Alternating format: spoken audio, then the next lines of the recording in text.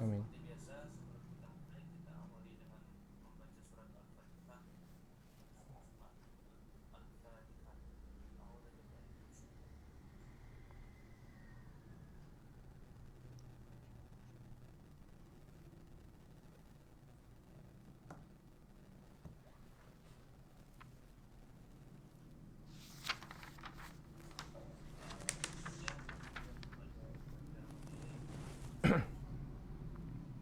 Baik. Dah. Bismillahirrahmanirrahim. Innal hamdalillah nahmaduhu wa nasta'inuhu wa nastaghfiruh wa na'udzu billahi min shururi anfusina wa min sayyiati a'malina. May yahdihillahu fala mudilla lahu wa may yudlil fala hadiyalah. Asyhadu an la ilaha illallah wahdahu la syarika lah wa asyhadu anna Muhammadan abduhu wa rasuluh sallallahu alaihi wa ala alihi wa sahbihi wa man ittaba'a hudahu ila yaumiddin, amma ba'd.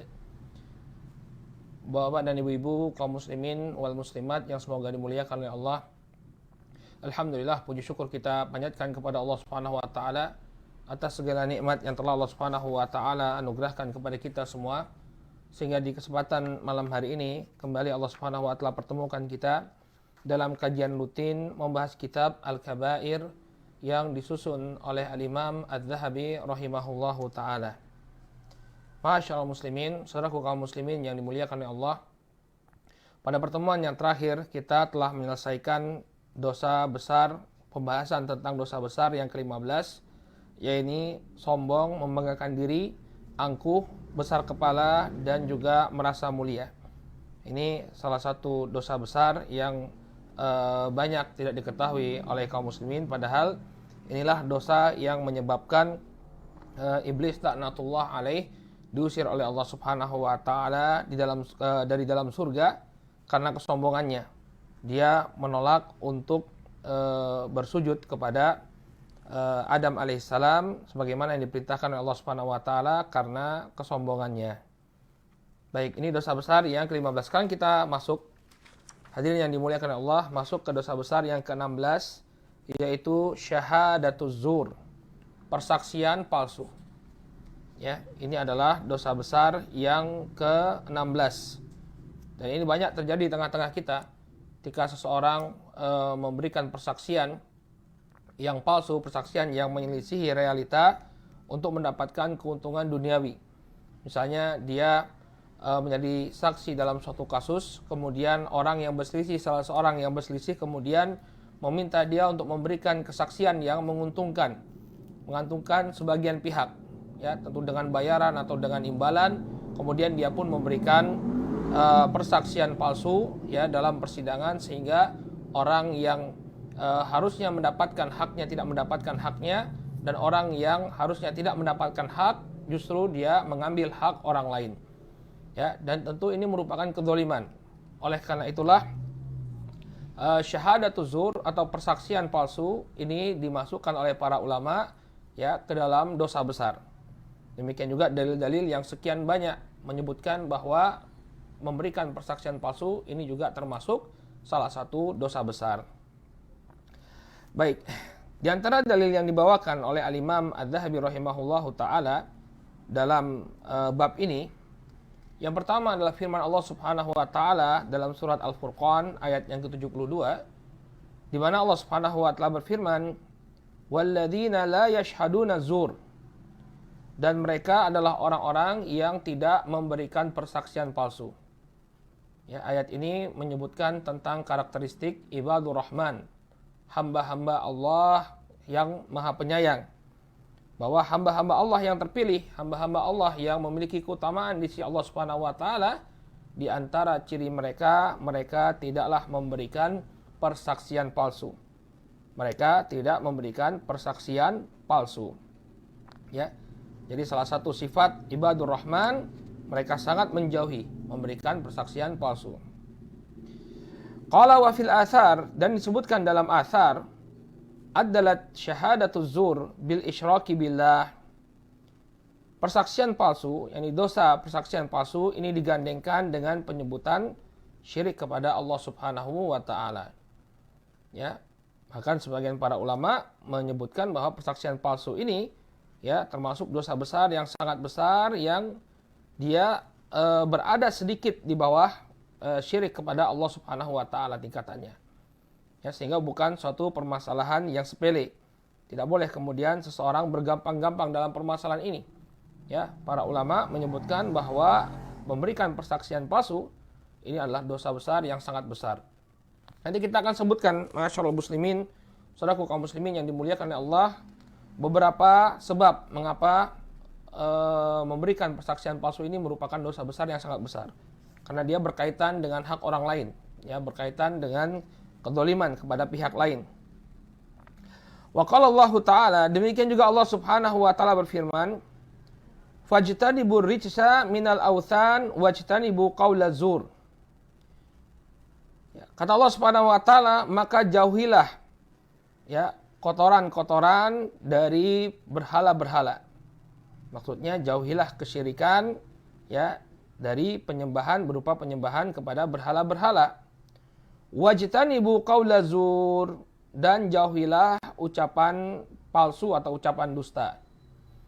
Ya, ini dalil yang mengharamkan kita berdusta. Qaula zur ini mengucapkan ucapan yang dusta. Ya.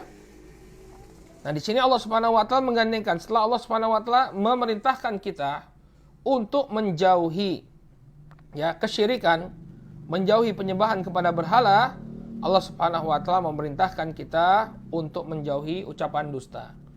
Dan persaksian dusta termasuk dari ucapan dusta tentunya. Ya, tidaklah orang memberikan persaksian palsu melainkan apa? Yang dia ucapkan merupakan kedustaan. Ya. Jadi mendekatinya saja tidak boleh, ya, mendekatinya saja tidak boleh apalagi kemudian dia melakukannya. Ya. Jadi ini satu hal yang perlu kita perhatikan, jangan sampai kita memberikan persaksian palsu. Hendaknya apa yang kita sampaikan adalah sesuai dengan apa yang kita saksikan. Jangan kemudian karena ingin meringankan seseorang atau ingin mengambil hak orang lain, kita tega untuk memberikan persaksian palsu. Qala wa fil hadis, kemudian disebutkan di dalam hadis, ya. La tazulu qadama syahidi zur yaumal qiyamah hatta tajibu lahun nar. Disebutkan dalam sebuah hadis yang diriwayatkan oleh Al-Imam Al-Hakim dan Ibnu Majah, Rasulullah SAW bersabda, tidaklah bergeser dua kaki orang yang memberikan persaksian palsu sampai dia mendapatkan siksa dari api neraka. Ini menegaskan bahwa orang yang memberikan persaksian palsu tidak akan bisa lepas dari hukuman Allah Subhanahu wa taala. Tidak akan bergeser kedua kaki orang yang memberikan persaksian palsu, melainkan dia pasti akan mendapatkan siksa api neraka.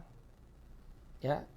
Jadi dalil-dalil ini sebenarnya sudah cukup untuk menunjukkan orang yang memberikan persaksian palsu ya terancam untuk mendapatkan hukuman yang sangat berat ya oleh Allah Subhanahu wa taala di hari akhir nanti.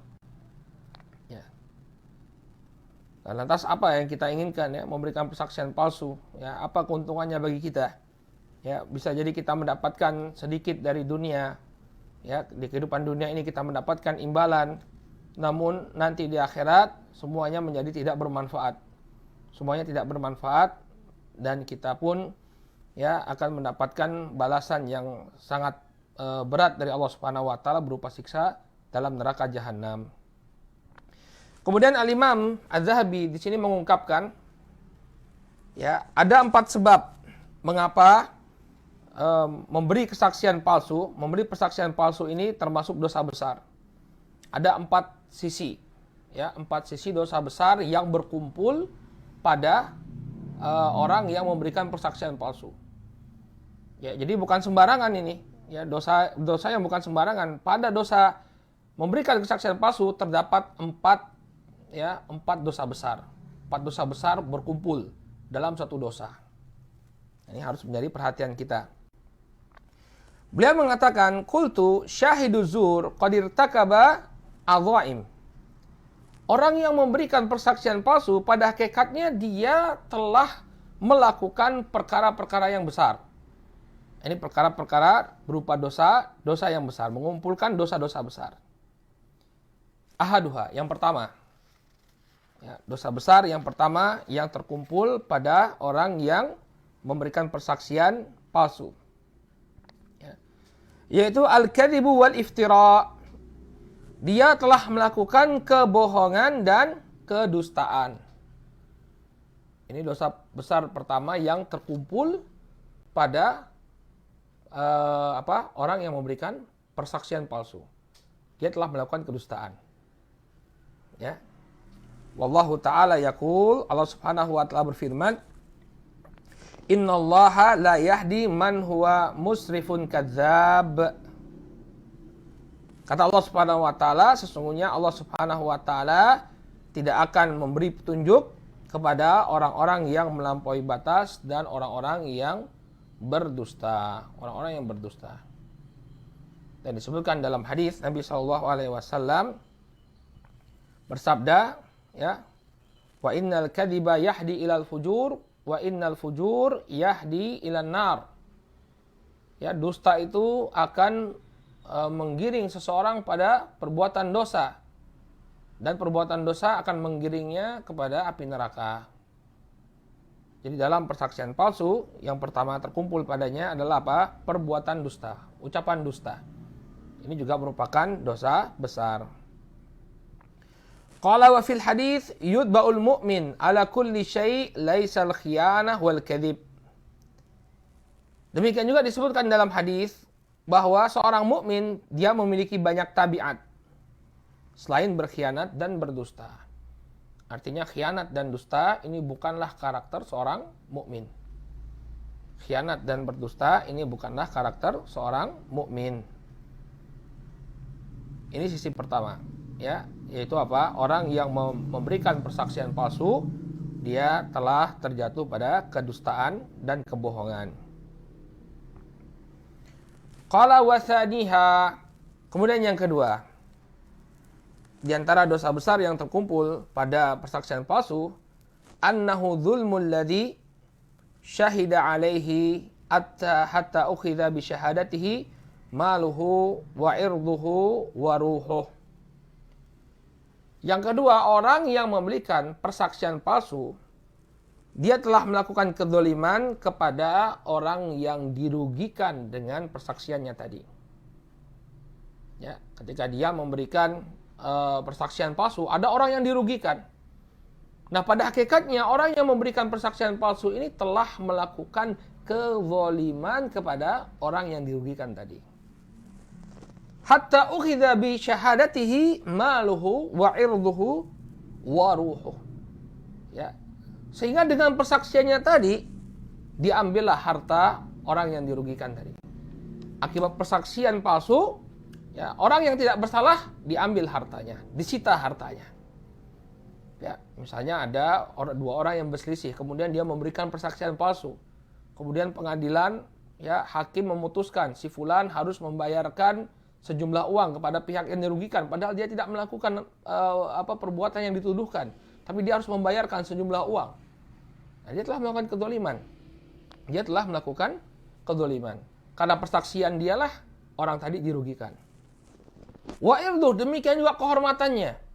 Ya, orang tidak berdosa, ya, tiba-tiba jelek namanya tersebar, oh si fulan telah melakukan kedzaliman, padahal apa? Dia tidak melakukannya, tapi karena persaksian palsu tadi, ya, akhirnya apa? Kehormatannya jatuh di tengah-tengah masyarakat. Waruhuh, bahkan jiwanya. Terkadang persaksian palsu menyebabkan orang dihukum mati. Ya, menyebabkan orang dihukum mati. Maka tentu ini merupakan kezaliman. Ini merupakan kezaliman. Ya, oleh karena itu hati-hati dari memberikan persaksian palsu. Kalau orang yang kita zalimi dengan persaksian kita tadi, dia berdoa kepada Allah untuk menimpakan kebinasaan kepada kita, niscaya Allah akan kabulkan. Ya, kita hidup di zaman di mana kezaliman itu benar-benar tersebar luas, ya. Orang-orang tidak takut. Padahal orang yang melakukan perbuatan zalim ini kalau didoakan oleh orang yang dizalimi, kata Nabi sallallahu alaihi wasallam, fattaqu da'watal madzlum fa inna laisa bainahu wa bainallahi hijab. Ya, takutlah kalian, waspadalah kalian dari doa orang yang terzalimi, karena tidak ada antara dia dengan Allah Subhanahu wa taala ya hijab, dinding pembatas. Pasti akan dikabulkan oleh Allah Subhanahu wa taala. Ini sisi yang kedua, bahwa orang yang memberikan persaksian palsu pada hakikatnya telah melakukan kezaliman kepada orang yang dirugikan atas persaksiannya. Wathalithuha, kemudian sisi yang ketiga, annahu dzulmul ladzi ya syahida lahu bi an saqa ilaihi al-mal al-haram fa akhadahu bi syahadatihi wa wajabat lahu an-nar. Yang ketiga, dia pun melakukan kedzaliman pada orang yang diuntungkan dengan persaksiannya. Ya, jadi kedzalimannya dari dua sisi. Ya. Saudaraku kaum muslimin yang dimuliakan Allah, kedzaliman yang dilakukan oleh orang yang memberikan persaksian palsu ini dua sisi. Ya, yang pertama kepada orang yang dizolimi, kemudian yang kedua orang yang menzolimi. Ya, dia melakukan kedzaliman kepada orang yang diuntungkan dengan persaksiannya. Ya. Bagaimana kok dia melakukan kedzaliman kepada orang yang diuntungkan dengan persaksiannya? Bi ansaqa ilaihi mal haram. Dia yang telah berperan untuk memberikan harta haram kepada orang yang diuntungkan dengan persaksiannya tadi. Ya, tanpa persaksiannya maka orang tadi tidak akan mendapatkan harta haram. Tapi karena dia memberikan persaksian, akhirnya dia bisa mendapatkan harta haram tadi. Ya, dan ini juga merupakan kedzaliman. Ya, tidak boleh kita kemudian membantu saudara kita dalam kedzaliman. Kata Nabi SAW, unsur akhaka dzaliman aw madzuman. Tolonglah saudaramu baik ketika dia berbuat zalim atau ketika dia dizolimi. Maka para sahabat mengatakan, wahai Rasul, kalau dizolimi, ya, adapun dizolimi, kami pasti akan menolongnya. Bagaimana kita menolong orang yang berbuat zalim? Ya, tahan dirimu, jangan kemudian engkau ya tahan dia dari berbuat kezaliman. Tahan. Ini sisi yang ketiga. Qala Nabi sallallahu alaihi wasallam, man qadaitu lahu min mali akhi bi ghairi haqq fala ya'khudhu fa inna ma aqtahu lahu qit'atan minan nar. Dalam sebuah hadis yang diriwayatkan oleh Imam Al-Bukhari dan Muslim, Nabi SAW mengatakan, barang siapa yang aku putuskan untuk mengambil harta saudaranya tanpa hak, maka janganlah dia mengambilnya. Ya, jadi kalau maksudnya di sini adalah Nabi SAW, ya, Nabi SAW ketika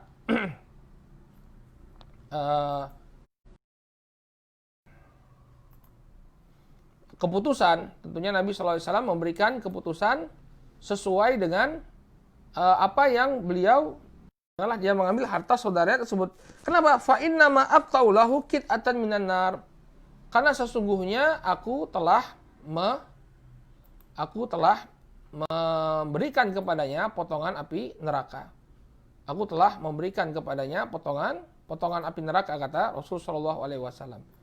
Maka jangan kita membantu saudara kita untuk kemudian mengambil potongan api neraka tersebut. Kemudian warabi'uha, kemudian yang keempat, annahu abaha ma haramallahu wa asamahu minal mal wa dam wal irq. Ya, sesungguhnya dia telah menghalalkan apa yang diharamkan Allah Subhanahu wa taala. Ya, yang namanya harta seseorang ini haram untuk diambil secara zalim. Nah, ketika seseorang, ya artinya dengan persaksiannya tadi, dia telah membuat ya, harta orang lain itu diambil tanpa hak. Padahal Nabi SAW bersabda, kullul muslim alal muslim haramun maluhu wa damuhu wa irduh. Ya, setiap muslim atas muslim lainnya itu haram harta, darah, dan kehormatannya. Artinya tidak boleh seseorang mengambil harta, menumpahkan darah, atau menjatuhkan kehormatan sesama.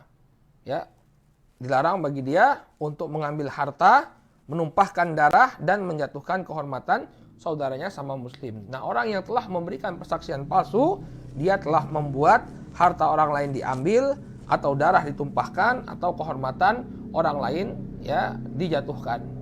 Ya, kehormatan orang lain dijatuhkan. Nah, inilah keempat sisi kenapa persaksian palsu ya disebut sebagai dosa besar yang sangat besar. Ya, yang pertama dia merupakan kedustaan, kemudian yang kedua dia telah melakukan orang yang memberikan persaksian palsu telah melakukan kedoliman kepada orang yang dirugikan dengan persaksiannya. Kemudian yang ketiga, orang yang memberikan persaksian palsu, dia telah melakukan kedoliman pula kepada orang yang diuntungkan dengan persaksiannya. Dan yang keempat, dia telah menghalalkan apa yang telah diharamkan oleh Allah Subhanahu wa taala dan dijaga oleh Allah Subhanahu wa taala. Makanya Nabi Shallallahu alaihi wasallam ya menyebutkan di antara dosa besar yang paling besar adalah persaksian palsu. Wa qala sallallahu alaihi wasallam ala unabbiukum bi akbaril kabair. Dalam hadis yang diriwayatkan oleh Al-Imam Al-Bukhari dan Muslim, Nabi sallallahu alaihi wasallam bersabda, "Tidakkah aku kabarkan kepada kalian tentang dosa besar yang paling besar?" Qala al-isyraku billah. Kemudian Nabi mengatakan yang pertama adalah menyekutukan Allah, wa uququl walidain, dan yang kedua uququl walidain, yakni berbuat durhaka kepada orang tua. Kemudian wa qaulu zur, yang ketiga ucapan dusta, wa syahadatu zur, yang keempat ya persaksian palsu. Fama zala yukarriruha hatta qulna laitahu sakat. Dan itu terus-menerus diulang oleh Rasul sallallahu alaihi wasallam sampai kami mengatakan ya mudah-mudahan atau andaikan Nabi sallallahu alaihi wasallam berhenti dari ucapannya. Ya, jadi Nabi SAW mengulang-ulang beliau mengatakan ya bahwa dosa besar yang paling besar adalah menyekutukan Allah, kemudian berbuat durhaka kepada orang tua, ucapan dusta dan persaksian dusta atau persaksian palsu. Lalu beliau ulang lagi, ya maukah kalian aku kabarkan tentang dosa besar yang paling besar? Yang pertama adalah menyekutukan Allah, kemudian yang kedua durhaka kepada orang tua, yang ketiga adalah ucapan dusta, yang keempat adalah persaksian palsu. Kemudian beliau ulang lagi sampai kemudian para sahabat mengatakan andai saja Nabi Shallallahu alaihi wasallam berhenti dari apa yang beliau sampaikan, ya saking banyaknya Nabi mengulangnya. Ini dosa besar yang ke-16, yakni memberikan persaksian palsu, ya. Semoga Allah Subhanahu wa taala jauhi kita. Sekarang kita masuk ke dosa besar yang ke-17, masih ada waktu insyaallah. Qala al-kabiratu sabi'ata asyarah. Ya. Dosa besar yang ke-17 yaitu al-liwat. Al-liwat ini artinya perbuatan homoseksual. Ya, perbuatan homoseksual. Laki-laki ya melakukan hubungan dengan laki-laki. Ya. Demikian juga wanita melakukan hubungan dengan wanita. Ya, maka ini dosa besar yang sangat besar, bahkan para ulama mengatakan dia lebih parah daripada zina. Ya, al-liwat lebih parah daripada zina. Kemudian kata beliau, waqad qassallahu alaina qissata Lutin fi ghairi ma mawdhi'in min kitabihil aziz. Sungguh Allah Subhanahu wa taala telah mengisahkan kepada kita kisahnya Nabi Lut alaihissalam ya, bukan hanya di satu tempat saja dalam kitabnya yang agung. Artinya Allah Subhanahu wa taala menceritakan di beberapa tempat tentang kisahnya kaumnya Nabi Lut alaihissalam. Jadi kaumnya Nabi Lut alaihissalam ini ya mereka laki-laki ya, tapi menyukai laki-laki, melukai yang sejenis. Ya, makanya disebut sebagai al-liwat. Al-liwat ini maksudnya adalah perbuatannya kaumnya Nabi Lut. Ya, atau disebut luti. Luti artinya apa? Orang-orang yang mengikuti perbuatan kaum Nabi Lut. Walaupun sebagian ulama mengkritik istilah luti ini, karena luti artinya pengikutnya Nabi Lut. Nah, orang-orang yang melakukan perbuatan liwat ini pada hakikatnya mereka tidaklah mengikuti Nabi Lut, justru menentang ajaran Nabi Lut. Sehingga kata mereka tidak tepat apabila homoseksual itu disebut sebagai luti. Ya, perbuatannya disebut liwat, ya, kurang cocok. Kenapa? Karena luti artinya pengikut Nabi Lut alaihi salam. Ya. Maka yang pantas disebutkan kepada mereka adalah orang-orang yang melakukan perbuatan kaumnya Nabi Lut, bukan pengikutnya Nabi Lut. Nabi Lut orang soleh, ya, nabi, seorang nabi. Orang yang melakukan perbuatan liwat ini bukan orang-orang yang mengikuti Nabi Lut. Walaupun mereka kaumnya Nabi Lut, tapi mereka bukan pengikutnya Nabi Lut alaihissalam. Tapi ini sudah menjadi istilah, ya, dalam bahasa Arab, homoseksual disebut sebagai al-liwat atau orangnya disebut sebagai luti, ya, orang yang melakukan perbuatan kaumnya Nabi Lut. Wa annahu ahlakahum bi fi'lihim al-khabith. Dan Allah Subhanahu wa taala telah membinasakan mereka karena perbuatan mereka yang menjijikkan. Ya. Jadi orang-orang ini, ya, mendiami suatu negeri yang bernama Sodom, ya, bernama Sodom, negeri Sodom. Ketika itu mereka memiliki kebiasaan, ya, laki-laki berhubungan dengan laki-laki. Maka kemudian diadab oleh Allah Subhanahu wa taala. Ya, diadab oleh Allah Subhanahu wa taala. Ini dalil yang menunjukkan bahwa perbuatan liwat atau homoseksual ini dilarang dalam Islam. Ini Allah Subhanahu wa taala mengadab kaumnya Nabi Lut karena perbuatan mereka, ya, yang menyukai sesama jenis, diadab oleh Allah Subhanahu wa taala. Ini dalil bahwa perbuatan tersebut adalah perbuatan dosa. Ya. Wa ajma'al muslimuna min ahlil milal, ya, anna talawud minal kabair, dan kaum muslimin mereka bersepakat, ya, bahwa perbuatan homoseksual ini merupakan dosa besar. Ya, bahkan bukan hanya kaum muslimin saja. Saudaraku kaum muslimin yang dimuliakan Allah, bukan hanya kaum muslimin saja, tapi ahlul kitab juga, ya. Ahlul kitab mereka mengharamkan, ya, dalam agama mereka haram yang namanya perbuatan homoseksual, ya, sehingga tidak ada pembenaran dari agama manapun, ya, yang membenarkan perbuatan homoseksual. Semuanya memusuhi homoseksual. Dan ini ma'ruf di tengah-tengah kita. Mungkin 20 tahun yang lalu homoseksual, ya, ini suatu hal yang sangat tercela, ya, orang nggak berani kemudian mengumumkan secara di depan publik kalau dia adalah seorang gay, ya, suatu perbuatan yang sangat tercela. Tapi kemudian dia itulah orang-orang barat dengan pemikiran mereka yang liberal, pemikiran mereka yang bebas, mereka membuat film-film, mereka membuat propaganda demi propaganda, sehingga orang-orang yang memiliki kelainan seksual ini seakan-akan mendapatkan tempat. Bahkan justru orang-orang yang anti dengan praktek homoseksual, ya, dihabisi. Ya, kalau misalnya Bapak dan Ibu posting sesuatu di Instagram atau di Facebook, ini juga saya siaran di Facebook, ya.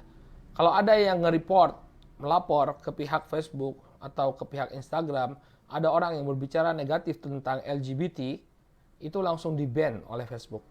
Ya, nggak pakai sidang, nggak pakai apa. Tahu begitu ada materi yang menunjukkan kebencian kepada kaum LGBT, ya, itu langsung di-ban sama mereka. Untuk apa? Agar orang-orang tidak bersuara tentang LGBT. Semuanya ditekan oleh mereka. Ya, coba sekali-kali posting di Facebook, ya, anti LGBT atau apa. Nanti kemudian ada orang yang nge-report, itu akun kita bisa nonaktif 1 bulan, dihukum oleh Facebook. Ya, karena mereka sangat mendukung kampanye LGBT, ya, kampanye LGBT. Ya. Padahal pada hakikatnya agama mereka pun melarang, ya, keras. Mereka melarang perbuatan homoseksual atau LGBT, ya. Mereka sangat melarang.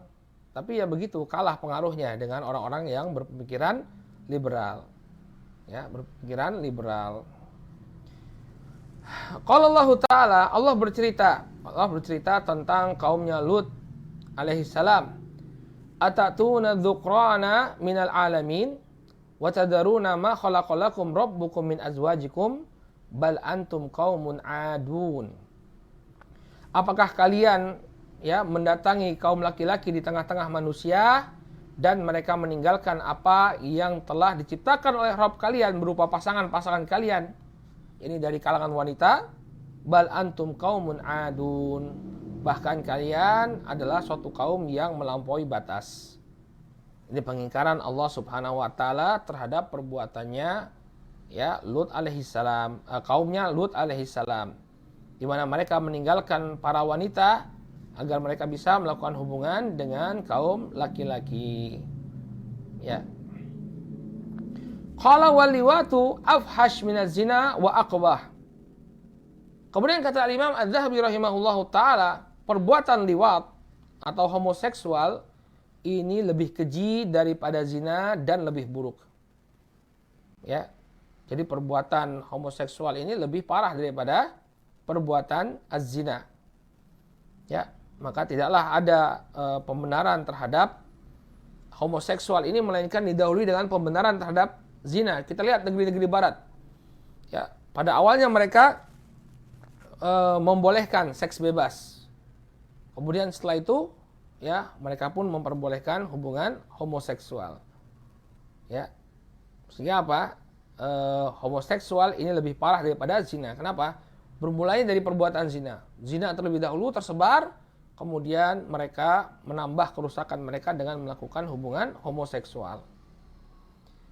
Kemudian apa hukumnya terhadap orang yang melakukan perbuatan homoseksual? Qala Nabi sallallahu alaihi wasallam, uqtulul fa'ila wal maf'ul bihi. Bunuhlah ya orang yang melakukan hubungan seksual, baik yang yang melakukannya ya, baik subjeknya maupun objeknya. Ya. Jadi tentunya orang yang melakukan hubungan homoseks ini ya, ada satu yang bertindak sebagai subjek, ada yang satu bertindak sebagai objek. Ya, ada satu yang melakukan melakukan perbuatan tersebut, ada sebagai objek pemuasannya. Maka kata Nabi alaihi salatu wasalam, hukumannya bagi orang yang melakukan perbuatan tersebut, uqtulul fa'ila wal maf'ul bihi. Ya, bunuhlah orang yang melakukannya, ya, bunuhlah subjek ya perbuatan tersebut dan juga objeknya. Ya. Jadi pelakunya dan orang yang menjadi objeknya ya, ini sama-sama dihukum bunuh. Ya, isnadu hasan, sanadnya hasan kata Imam Az-Zahabi. Ya, sanadnya hasan. Jadi ini hukuman bagi orang yang melakukan hubungan homoseksual. Ya, sehingga orang ya baik yang subjeknya atau objeknya dua-duanya dihukum mati. Wa anhu sallallahu alaihi wasallam, kemudian diriwayatkan pula dari Nabi sallallahu alaihi wasallam, beliau mengatakan, la'anallahu man amila amala qaumi Lut. Allah melaknat orang yang melakukan amalan kaumnya Lut alaihissalam. Ya, Allah melaknat, artinya al-la'an, yakni al-bu'du min rahmatillah. Allah jauhkan dari rahmatnya. Siapa? Orang-orang yang melakukan amalannya kaum Lut alaihissalam.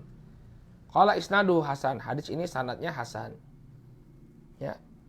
Ini ucapan Nabi SAW tentang orang yang melakukan hubungan LGBT. Ya, Allah melaknatnya, dan apabila ketahuan ya oleh penegak hukum, maka dilakukan hukuman bunuh bagi mereka. Ya, jadi para ulama sepakat orang yang ketahuan dia melakukan perbuatan homoseksual ini dihukum bunuh. Ya, berbeda dengan zina. Kalau zina itu kan dia harus menikah baru dihukum bunuh. Kalau dia belum menikah, belum pernah menikah, itu dihukum cambuk dan diasingkan dari negerinya. Tapi kalau orang yang melakukan hubungan homoseksual walaupun dia belum menikah, walaupun dia belum pernah menikah, ya tetap dihukum bunuh. Hanya saja para ulama berbeda pendapat tentang metodologi eksekusinya. Ya, sebagiannya ya mengatakan bahwa mereka dihukum seperti orang yang melakukan perbuatan zina. Ya, ini dirajam. Sebagiannya lagi menyebutkan bahwa orang yang melakukan perbuatan homoseksual ini dihukum dengan dibawa ke tempat yang paling tinggi ya di tempat tinggalnya, kemudian di desa tempat tinggalnya, ya atau di kota tempat tinggalnya, kemudian dia dilemparkan dari tempat yang paling tinggi tersebut. Ya, jadi orang yang ketahuan melakukan hubungan homoseksual ini dibawa entah itu ke bukit atau ke bangunan yang paling tinggi di tempat tersebut, kemudian dilemparkan ke bawah. Nah, kalau dia masih hidup, setelah dilempar ke bawah, mungkin karena di kampungnya itu bangunan yang paling tinggi, ya cuma ukuran 10 meter saja. Ketika dia dijatuhkan dari bangunan yang paling tinggi itu belum mati dia. Maka ketika dia jatuh ke bawah, dilanjutkan dengan hukuman rajam sampai dia meninggal dunia. Ya, di antaranya kata Abdullah bin Abbas, ya. Abdullah bin Abbas mengungkapkan hukuman bagi orang yang melakukan hubungan homoseksual. Kata beliau, yunzaru ya a'la bina'in fil qaryah fayulqa minhu. Hukumannya kata Abdullah bin Abbas, ya, dicari tempat yang paling tinggi, ya, di tempat tinggalnya, di kampungnya. Ya, dicari tempat yang paling tinggi di kampungnya, fayulqa minhu, kemudian dia pun dilemparkan dari atas tempat yang paling tinggi tersebut. Ya, jadi ini hukumannya orang yang melakukan hubungan seks, ya, homoseks, dicari tempat yang paling tinggi, kemudian dia dilempar. Tsumma yutba bil hijarah, kemudian ya kalau dia belum mati juga diikuti dengan lemparan batu, ya. Ya, diikuti dengan lemparan batu. Atau bisa juga jadi maknanya ketika dia dijatuhkan dari atas tempat yang tinggi itu, kemudian dari atas tempat yang tinggi itu dijatuhkan bebatuan, ya, untuk menimpa dirinya yang sudah terjatuh. Jadi ini adalah hukuman orang yang melakukan perbuatan liwat atau perbuatan homoseksual. Jadi dicari tempat yang paling tinggi, kemudian dijatuhkan, lalu diikuti dengan lemparan batu dari atas, ya, sampai kemudian dia meninggal dunia. Taib. Nah, bagaimana dengan perempuan? Ya, bagaimana dengan perempuan? Apakah dikenakan hukuman yang sama? Qala wa yurwa 'anin Nabi sallallahu alaihi wasallam annahu qala, diriwayatkan dari Nabi sallallahu alaihi wasallam, ya. Jadi di sini Al-Imam Adz-Dzahabi tidak memastikan kesahihan riwayat ini. Ya. Beliau mengatakan yurwa, diriwayatkan dari Nabi sallallahu alaihi wasallam annahu qala sihaqun nisa zina bainahunna. Ya. Kata Nabi Shallallahu Alaihi Wasallam bahwa perbuatan lesbian, sihakun nisa, perbuatan lesbian ini dihukumi sebagai perzinahan di antara mereka. Dihukumi sebagai perzinahan di antara mereka. Isnaduhu layyin. Ya, hadis ini sanadnya lemah, namun kata para ulama, ya, bahwa perbuatan liwat baik itu dilakukan oleh laki-laki dan perempuan ini dihukumi dengan zina. Ya, dihukumi dengan zina. Makanya kemudian di sini beliau menukilkan apa yang menjadi pendapat mazhab Syafi'iyah dalam permasalahan hukuman bagi orang-orang yang melakukan praktek liwat. Ya, apa pendapat mazhab Syafi'iyah?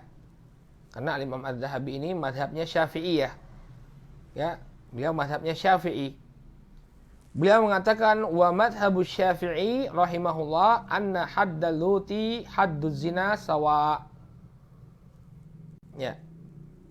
Menurut mazhab Syafi'i rahimahullah bahwa hukuman bagi orang yang melakukan praktek liwat, ini praktek homoseksual, ini sama dengan hukuman orang yang melakukan perbuatan zina. Jadi kalau dalam mazhab Syafi'i sama hukumannya, ya ini dia apa? Dirajam. Ya, dirajam. Jika mereka melakukan perbuatan ketahuan melakukan hubungan seks homoseksual, ya, mereka ditanam tubuhnya sebagian kemudian dilempari batu sampai mati. Ya, jadi mereka dihukum rajam. Ya, baik laki-laki maupun perempuan, Ini adalah hukuman dalam mazhab Syafi'i terhadap orang yang melakukan perbuatan homoseksual. Dan hati-hati ya, memang perbuatan ini sekarang menyebar di tengah-tengah kita, dan sebagian orang memang berusaha bagaimana agar kasus LGBT ini atau orang-orang yang memiliki kelainan seksual ini dianggap normal. Ya, kita lihat bagaimana usaha mereka yang demikian gencar mengkampanyekan bahwa LGBT adalah suatu hal yang lumrah. Kemarin ada berita ternyata dalam militer kita, dalam tubuh militer kita, militer di Indonesia juga sudah banyak yang terkena LGBT. Diungkapkan oleh hakim militer ya, dalam beberapa acara beberapa hari yang lalu, diungkapkan bahwa ternyata dalam tubuh militer pun banyak. Dan sang hakim mempertanyakan kenapa kok tidak ada sanksi, dibebaskan begitu saja katanya. Ya, nah ini menunjukkan bahwa mereka memiliki kekuatan ya, Ya, dan kita bisa lihat ya, sebagian artis-artis itu ya, sebagian selebritis dia mengungkapkan dirinya bahwa dia adalah seorang LGBT, nggak ada masalah sama sekali, nggak ada hukuman sama sekali. Nah ini suatu hal yang perlu kita perhatikan ya, terutama anak-anak kita, jangan sampai mereka mendapatkan pengaruh negatif dari orang-orang yang terpengaruh LGBT, karena demikian semaraknya atau demikian gencarnya mereka mengkampanyekan kebebasan seksual, termasuk kebebasan melakukan hubungan seks dengan sesama jenis. Kemudian kata beliau di sini, bagaimana dengan orang yang memiliki budak? Ya, jadi kan di zaman Al-Imam Az-Zahabi ini sebagian orang masih memiliki budak.